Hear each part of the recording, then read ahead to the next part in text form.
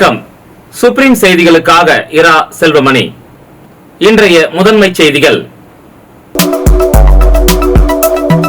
புதுச்சேரி மாநிலத்தில் நடைபெற்று வரும் நல்லாட்சி வார விழாவின் ஒரு பகுதியாக வில்லியனூரில் கவர்னர் கைலாஷ்நாதன் மற்றும் அமைச்சர் சாய் ஜே சரவணன்குமார் பங்கேற்பு.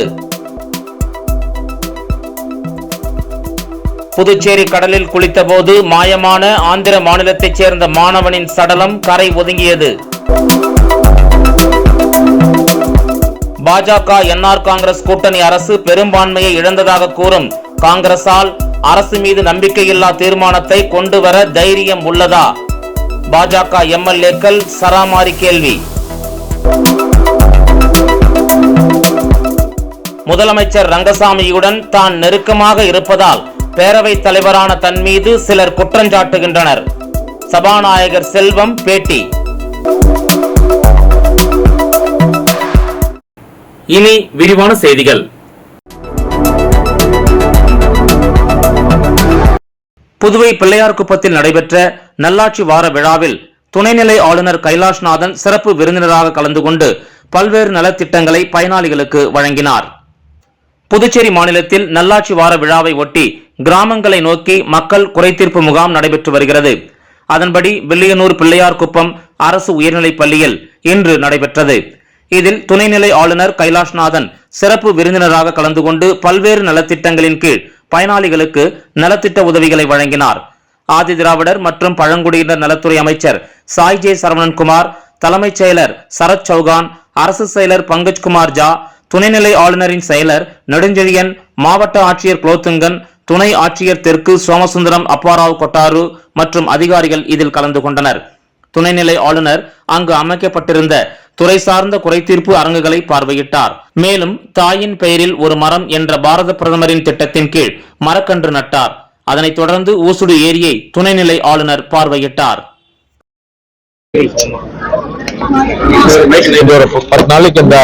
குட் கவர்னன்ஸ் வீக்ல கிராமப்புறத்தில் வந்து மக்களுக்கான தேவைகள் எல்லாம் டைரக்டா கொடுக்கறதுக்காக நாங்க முயற்சி பண்ணிருக்கோம். நான் வந்து வில்லியனூர் தாலுக்கால வந்திருக்கேன். நாலாம் நாளைக்கு வந்து இன்னொரு தாலுக்கா போறேன். 10 நாளைக்கு நம்ம ஆக்டிவிட்டிஸா நம்ம வேலை பண்ணுவோம். என்ன மாதிரி எல்லாம் மத்திய அரசாங்கம், ராஜ்ய சர்க்கார், ஸ்டேட் கவர்மெண்ட் எந்தெந்த ஸ்கீம் இருக்கோ அதெல்லாம் மக்கள் இன்னைக்கு ஒரு பெரிய கேம்ப் போட்டோம். அனிமல் ஹஸ்பண்ட்ரி வேக்சினேஷனுக்கு இதுக்காக இங்க வந்து பக்கத்து கிராமத்துக்கு போறத விட இங்கே வந்து கேம்ப்ல போட்டோம்னா மக்களுக்கு வசதியா இருக்கும். பெரும்பாலான கிராமத்துல வந்து நகரப்பகுதி தான் வந்து மாநில கூட்ட சூழ்நிலை இருக்கு. அதனால இங்கே கால்நடை மருத்துவமனை வேணும் சொல்லிட்டு அந்த டிமாண்ட் வச்சிருக்காங்க. கண்டிப்பா நாங்க பார்ப்போம். என்னோட மனசுல கூட இங்க வந்து டைரி டெவலப்மெண்ட் உள்ள ஆகணும். புதுச்சேரி மாநிலத்துக்கு எவ்வளவு பால் தேவையோ அந்த பாலை புதுச்சேரியில ப்ரொடியூஸ் பண்ண அதுக்காக கோஆபரேட்டிவ் டைரி NDDP கூட நான் பேசிட்டு இருக்கேன். சுகர் மில் நான் பாட்டு வேணும் படிக்கணும்.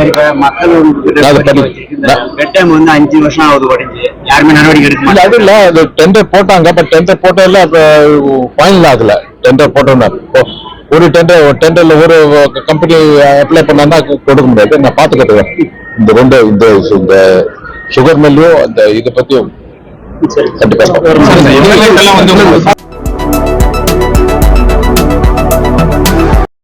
புதுச்சேரியில் கடலில் குளித்தபோது மாயமான ஆந்திர மாநிலத்தைச் சேர்ந்த மாணவனின் சடலம் கரை ஒதுங்கியது. ஆந்திர மாநிலம் கடப்பா மாவட்டம் வெள்ளத்தூரைச் சேர்ந்த வெங்கட்ராமரெட்டி மகன் வினித் ரெட்டி திருச்சி சமயபுரம் பகுதியில் உள்ள தனியார் தொழில்நுட்ப பல்கலைக்கழகத்தில் பிடெக் 1ஆம் ஆண்டு படித்து வந்தார். கிறிஸ்துமஸை ஒட்டி பல்கலைக்கழகத்துக்கு விடுமுறை அளிக்கப்பட்டுள்ளதாக கூறப்படுகிறது. இதனால் வினித் ரெட்டி தனது சக வகுப்பு நண்பர்களான ரோஹித், யஷ்வந்த் உள்ளிட்ட 5 பேருடன் புதுச்சேரிக்கு நேற்று முன்தினம் சுற்றுலா வந்தார். இவர்கள் நேற்று காலை புதுச்சேரி கடற்கரை சாலைக்கு வந்து தலைமைச் செயலகம் எதிரே உள்ள கடல் பகுதியில் குளித்துள்ளனர். அப்போது ராட்சத அலையில் சிக்கி வினித் ரெட்டி திடீரென மாயமானார். இதுகுறித்து தகவல் அறிந்த பெரிய கடை போலீசார் மற்றும் கடலோர காவல் படையினர் படகுகள் மூலம் மாயமான மாணவனை தீவிரமாக தேடி வந்தனர். இந்த நிலையில் இன்று காலை டூப்ளெக்ஸ் சிலை அருகே மாணவனின் சடலம் கரை ஒதுங்கியது. மாணவனின் உடலை கைப்பற்றிய போலீசார் பிரேத பரிசோதனைக்காக அரசு மருத்துவமனைக்கு அனுப்பி வைத்து விசாரணை மேற்கொண்டு வருகின்றனர்.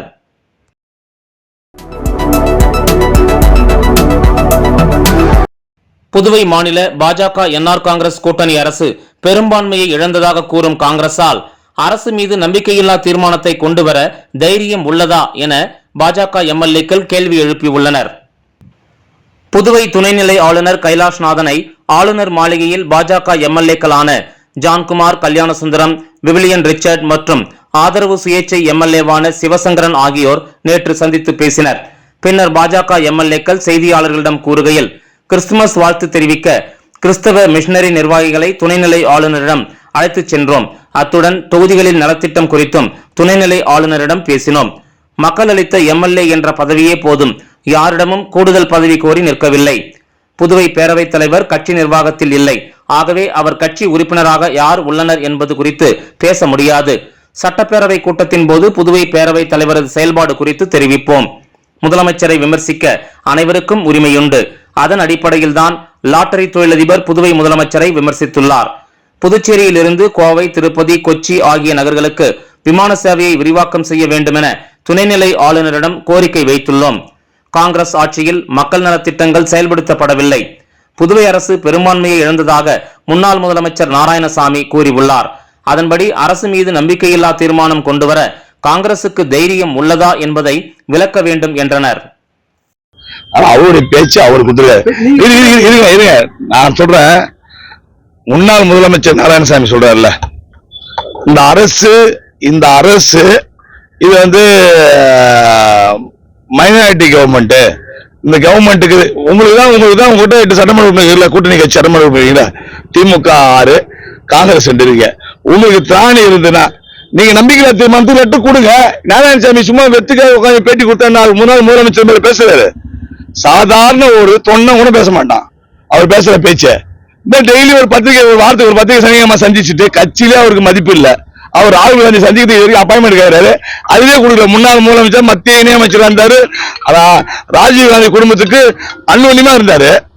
அவர் இது வரைக்கும் ஒரு அப்பாயின்மெண்ட் கொடுக்கல அவருக்கு. அவர் கட்சியில் இருக்கிற நிலைமை அதான்.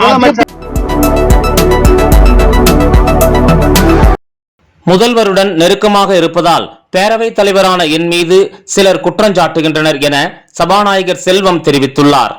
புதுச்சேரியில் பேரவைத் தலைவர் செல்வம் சபை விதிகளை மீறி செயல்படுவதாக அதிமுக, காங்கிரஸ் சார்பில் குற்றஞ்சாட்டப்பட்டது.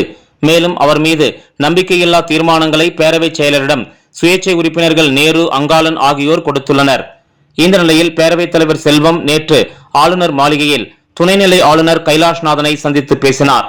அதன் பின்னர் செய்தியாளர்களிடம் பேசிய அவர், துணைநிலை ஆளுநர், பேரவைத் தலைவர், முதல்வர் ஆகியோர் அரசு விழாக்களிலும் அரசியல் கட்சி நிகழ்ச்சிகளிலும் அழைப்பின் பேரில் பங்கேற்கலாம் என விதிமுறை உள்ளது. அதன் அடிப்படையில்தான் பேரவைத் தலைவர் என்ற முறையில் அரசு விழாக்கள், அழைக்கும் கட்சி நிகழ்ச்சிகளில் பங்கேற்று வருகிறேன். அதற்கான விதிகள் குறித்த ஆதாரம் உள்ளது. ஆகவே விதிமீறல் குறித்து பேசுபவர்கள்தான் அதை ஆதாரத்துடன் நிரூபிக்க வேண்டும் என்றார். புதுவை சுயேட்சை எம்எல்ஏக்கள் இருவர் பேரவைத் தலைவர் மீது அளித்துள்ள நம்பிக்கையில்லா தீர்மானத்தின் மீது சட்டப்பேரவை கூடும்போது விவாதிக்கப்படும். புதுவை முதலமைச்சருடன் நெருக்கமாக இருப்பதால் பேரவைத் தலைவரான என் மீது சிலர் குற்றஞ்சாட்டுகின்றனர் என்றார் செல்வம். அதுக்கான விளக்கம் வேற ஒன்றும் அதை பார்த்துங்க. விதிமுறைப்படி சட்டப்படி கூட்டணும்னு ஒரு இது இருக்குது. கவர்மெண்டுடைய உத்தரவு. நீங்க செயல்படுறது அப்படிங்கறத நீங்க உறுதி பண்றீங்க. நடுநிலையோட நீங்க செயல்படுறீங்க.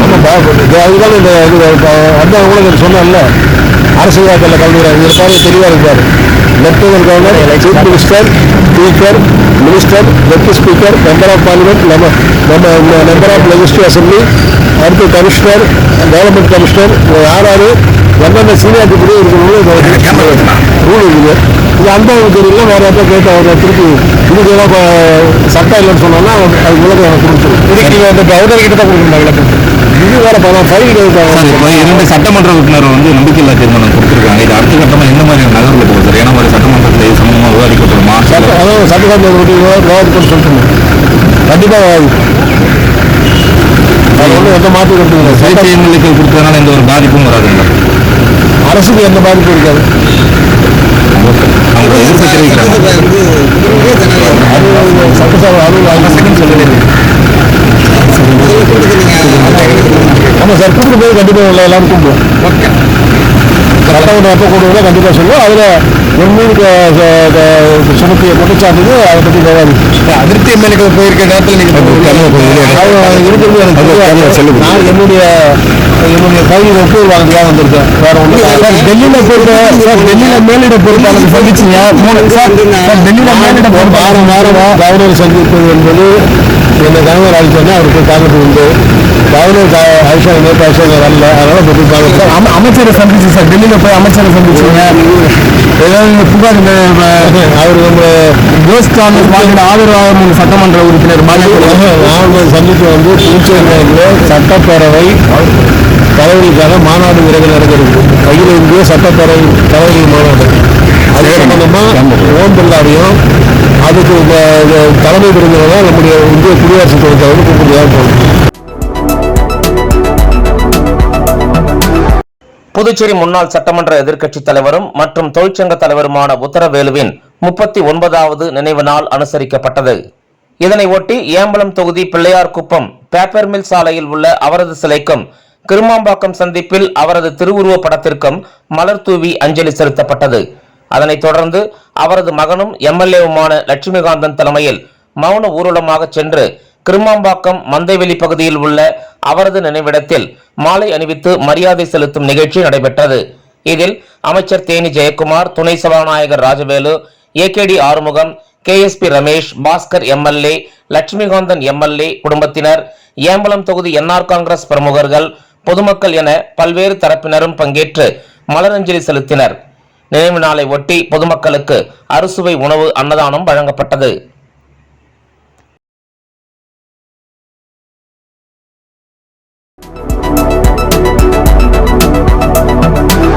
புதுச்சேரி இணையவழி காவல் நிலைய குறைதீர்ப்பு கூட்டத்தில் 66 லட்சம் ரூபாய் பணம் மற்றும் 6 லட்சம் ரூபாய் மதிப்பிலான செல்போன்கள் உரியவர்களிடம் ஒப்படைக்கப்பட்டது.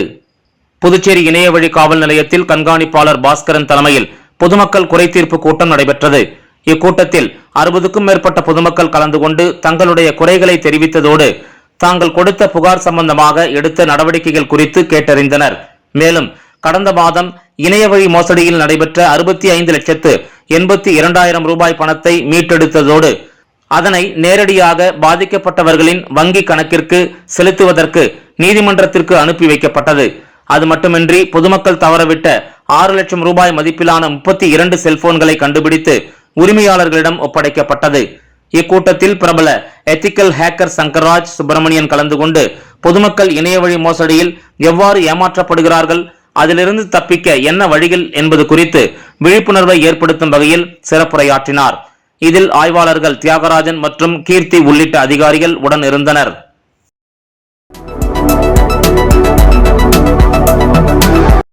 மங்கலம் கரிக்கலாம்பாக்கத்தில் உள்ள பிரபல தொழிற்சாலையில் சுமார் 6 லட்சம் ரூபாய் மதிப்பிலான பொருட்களை திருடிய 5 பேரை மங்கலம் போலீசார் கைது செய்து கோர்ட்டில் ஆஜர்படுத்தி சிறையில் அடைத்தனர்.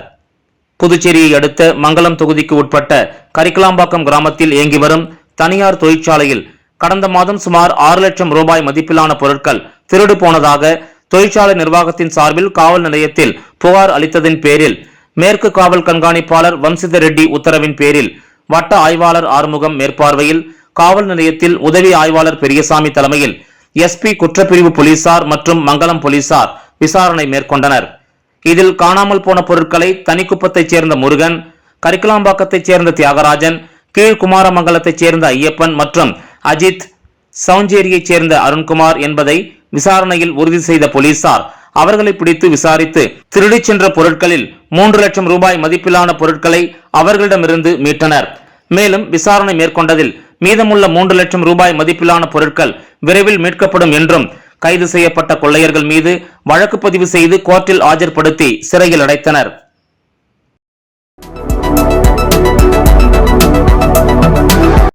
ஸ்ரீ சர்வமங்கல சாய்பாபா திருக்கோயிலில் 6ஆம் ஆண்டு பாத யாத்திரை விழாவில் அலங்கரிக்கப்பட்ட சாய்பாபாவுடன் பக்தர்கள் ஊர்வலமாக சென்றனர். புதுச்சேரி பெரம்பை பகுதியில் அமைந்துள்ளது ஸ்ரீ சர்வமங்கல சாய்பாபா திருக்கோயில். இந்த திருக்கோயிலின் 6ஆம் ஆண்டு துவக்க விழாவை ஒட்டி பாத யாத்திரை நடைபெற்றது. புதுச்சேரி காந்தி வீதி வரதராஜ பெருமாள் திருக்கோயிலில் இருந்து அலங்கரிக்கப்பட்ட 6 அடி சாய்பாபா சுவாமி அலங்கார ஊர்தியில் வைக்கப்பட்டு பக்தர்கள் சாய்பாபா பஜனைகளுடன் யாத்திரை நடைபெற்றது. சாய்பாபா பாத யாத்திரையானது காந்தி வீதி, நேரு வீதி, காமராஜர் சாலை, வழுதாவூர் சாலை வழியாக பெரம்பை பகுதியில் உள்ள கோயிலை வந்தடைந்தது. தொடர்ந்து மகா தீப ஆராதனை காண்பிக்கப்பட்டது. இதில் பக்தர்கள் பலரும் கலந்து கொண்டனர்.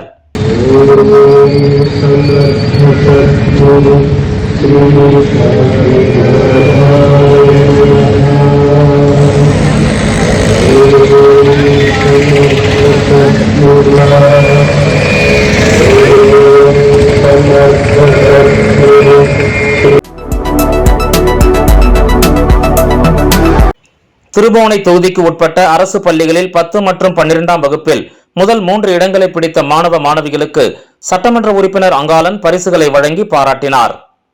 திருபுவனை சட்டமன்ற தொகுதிக்கு உட்பட்ட பகுதிகளில் உள்ள அனைத்து அரசு உயர்நிலை மற்றும் மேல்நிலை பள்ளிகளில் 2023-2024 கல்வியாண்டில் 10 மற்றும் 12ஆம் வகுப்பில் தேர்ச்சி பெற்று முதல் 3 இடங்களை பிடித்த மாணவ மாணவிகளுக்கு திருபுவனை தொகுதி சட்டமன்ற உறுப்பினர் அங்காளன் பரிசுகளை வழங்கி பாராட்டினார்.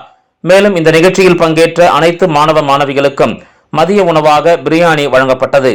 நடைபெற்ற இந்த நிகழ்ச்சிக்கு அனைத்து பள்ளி மாணவ மாணவிகள், பெற்றோர்கள், சட்டமன்ற உறுப்பினரின் ஆதரவாளர்கள் உள்ளிட்ட பொதுமக்கள் பலர் கலந்து கொண்டனர்.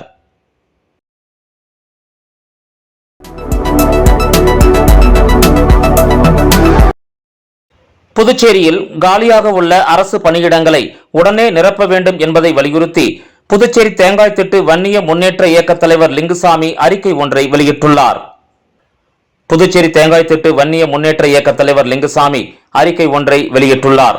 அவ்வறிக்கையில் அவர், பொருள் அன்னதானம் என்பது பல வகை குறிக்கும். அதில் சாப்பாடு வழங்குவது, அன்பு காட்டுவதும், கண்தானம் செய்வதும், மருத்துவ உதவி செய்வதும், பல உயிர்களிடம் அன்பு செலுத்துவதும் அனைத்துமே அன்னதானம் அடங்கும். அது மட்டுமல்லாமல் இன்னொரு செயல் உண்டு. அது இளைஞர்களுக்கு வேலைவாய்ப்பு ஏற்படுத்தி கொடுப்பது. பெரிய அன்னதானம். ஏனென்றால் மற்ற அன்னதானங்கள் எல்லாம் ஒரு சில காலம்தான் இருக்கும். ஆனால் வேலைவாய்ப்பு என்பது 2 தலைமுறைக்கு அன்னதானம் செய்வதற்கு சமம். ஒரு இளைஞர் வேலைவாய்ப்பு கிடைத்துவிட்டால் அந்த குடும்பத்தில் உள்ள பிள்ளைகளுக்கும் நன்மை சேரும்.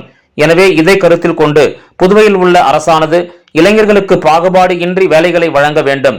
குறிப்பாக அனைத்து துறைகளும் காலியாக உள்ள இடங்களை நிரப்ப வேண்டும். தற்போது உள்ள அரசு 2000 இளைஞர்களுக்கு பணி அமைத்து உள்ளது. அது மட்டுமல்லாமல் மீண்டும் 2000 பணிகளுக்கு ஆட்கள் எடுக்க செய்வதாக பரவலாக உள்ளது. இது புதுச்சேரி அரசுக்கு நன்றி தெரிவித்துக் கொள்வதாகவும் வரவேற்கக்கூடியது என்றும், ஆகவே மீதமுள்ள அனைத்து துறைகளில் 8000 வேலைகள் கிடப்பில் உள்ளதாக கேள்விப்படுகிறோம். ஆகவே புதுவை அரசானது எதிர்வரும் தேர்தலை முன்னிட்டு விரைவில் அனைத்து துறைகளிலும் உள்ள காலி பணியிடங்களை நிரப்ப நடவடிக்கையை மேற்கொள்ள வேண்டும். மற்றும் கடந்த கால ஆட்சியில் பொதுப்பணித்துறை ஊழியர்கள் 1500 ஊழியர்கள் பணி நீக்கம் செய்யப்பட்டுள்ளனர். அவர்களுக்கும் கருணை அடிப்படையில் மீண்டும் பணியில் சேர்க்க நடவடிக்கை மேற்கொள்ள வேண்டும். குறிப்பாக புதுவையிலேயே இளைஞர்கள், பெண்கள் வேலை வாய்ப்பின்றி மிகவும் கஷ்டத்தில் தள்ளப்பட்டுள்ளனர். எடுத்துக்காட்டாக புதுவையிலே தனியார் நிறுவனங்கள், தனியார் ஜவுளி கடைகள், ஜுவல்லரி கடைகள், இளைஞர்கள், பெண்கள் 12 மணி நேரம் வேலை செய்து கொண்டு மிகவும் கடினப்பட்டு கொண்டிருக்கிறார்கள். இதனால் நிறைய பெண்களுக்கும் மற்றும் இளைஞர்களுக்கும் வெரிகோஸ் நோயாலும் பாதிக்கப்பட்டுள்ளனர். ஆகவே இதை கருத்தில் கொண்டு புதுவை அரசு அதிகாரிகளும் விரைந்து செயல்பட்டு வேலைவாய்ப்பை நிரப்ப வேண்டும் என்று அதில் அவர் குறிப்பிட்டுள்ளார். இது குறித்து அவர் புதுவை துணைநிலை ஆளுநர் மற்றும் முதலமைச்சர், அனைத்து துறை அதிகாரிகளுக்கும் அன்பான வேண்டுகோள் விடுத்துள்ளார்.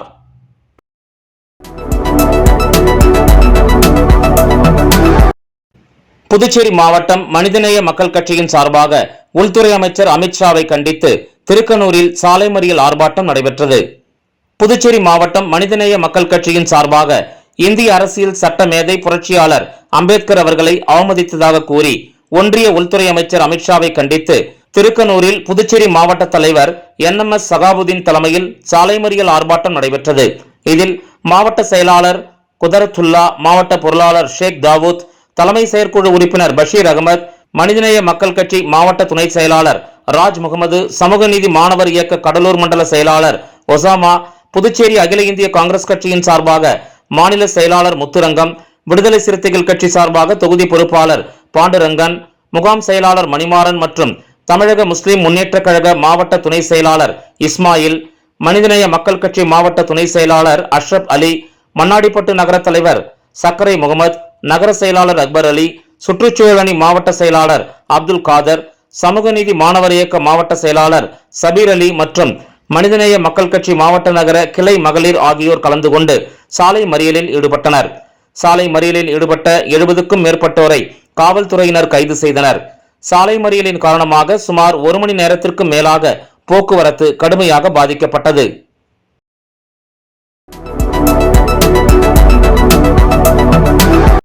மாஸ்டர் இறகுப்பந்து கழகம் சார்பில் 5வது இறகுப்பந்து சாம்பியன்ஷிப் போட்டி இன்று தொடங்கியது. புதுச்சேரி மாநிலத்தில் மாஸ்டர் இறகுப்பந்து கழகம் சார்பில் 5வது இறகுப்பந்து சாம்பியன்ஷிப் 2024 போட்டி துவக்க விழா இன்று ராகவேந்திரா நகர் நெல்லித்தோப்பில் உள்ள ஸ்மாஷ் இறகுப்பந்து உள் விளையாட்டு அரங்கத்தில் நடைபெற்றது. இவ்விழாவினை ஓய்வு பெற்ற ஜிப்மர் மருத்துவர் அசோக் படே குத்துவிளக்கேற்றி முதல் நிகழ்ச்சியை துவக்கி வைத்தார். விழாவிற்கான ஏற்பாட்டு செயலாளர் சங்கர், செயலாளர் தமிழரசன், துணைத் தலைவர் ரவிச்சந்திரன், முருகன் மற்றும் நிர்வாகிகள் விளையாட்டு போட்டியை தொடங்கி வைத்தனர். சாம்பியன்ஷிப் போட்டியில் 300க்கும் மேற்பட்டோர் கலந்து கொண்டனர். 22/12/2024 அன்று மாலை 6 மணிக்கு வெற்றி பெற்றவர்களுக்கு பரிசளிப்பு விழா நடைபெற்றது. மேலும் ஹிமாச்சல பிரதேசத்தில் ஏப்ரல் மாதம் நடைபெறவுள்ள போட்டியில் கலந்து கொள்ள உள்ளவர்களை கௌரவிக்கும் நிகழ்ச்சியும் நடைபெற்றது. இவ்விழாவிற்கான நிகழ்ச்சியில் பொருளாளர் உமாசங்கர் நன்றி கூறினார்.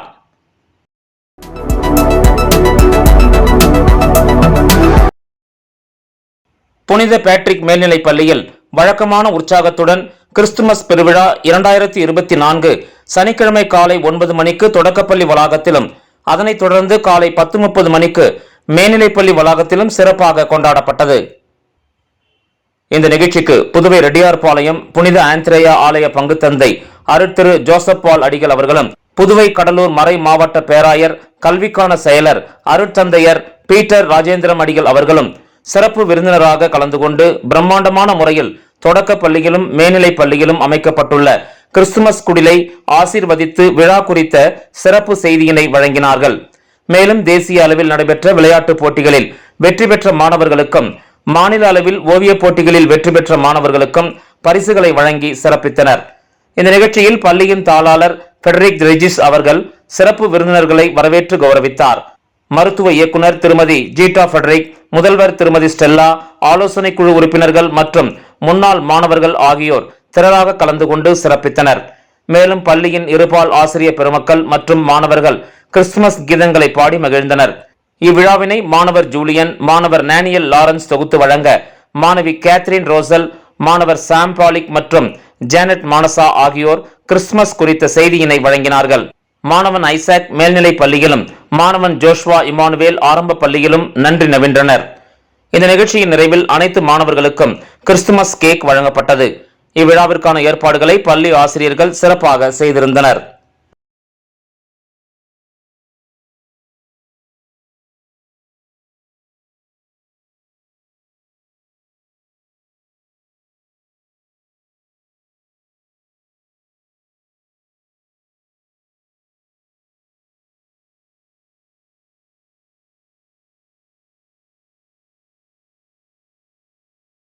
மீண்டும் முதன்மை செய்திகள்.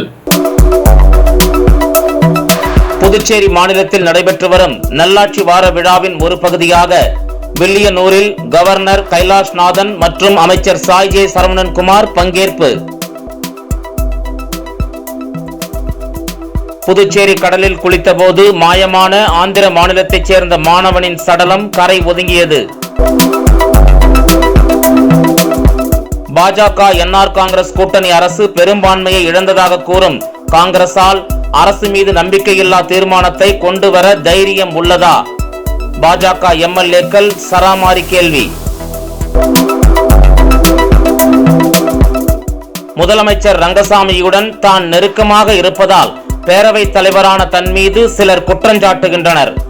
சபாநாயகர் செல்வம் பேட்டி. இந்த செய்தி அறிக்கை இத்துடன் நிறைவு பெறுகிறது. வணக்கம்.